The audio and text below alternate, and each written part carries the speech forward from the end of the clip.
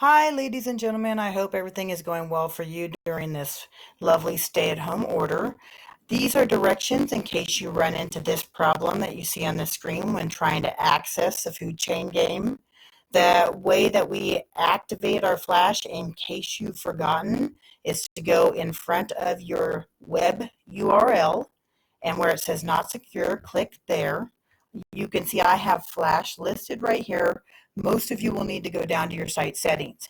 If you click on site settings and you scroll down the list, you should be able to find your Flash. Once you go over here to the drop down menu and click allow, if you go back to your Kids Corner page, mine happened to reload Food chain on game. its own. Instructions. Drag the parts of the food chain to their correct place. If you drag something incorrectly, it won't stay there. Visit the food chain pages to get ready or if you need help. When the chain is complete, it will come to life and you can watch the food chain in action.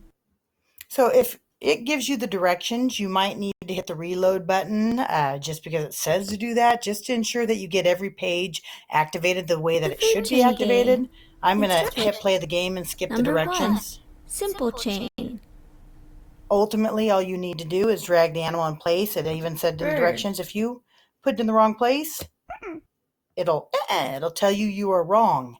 So when you have an animal or organism in the right place, and you have, you're dragging the pictures, not the words.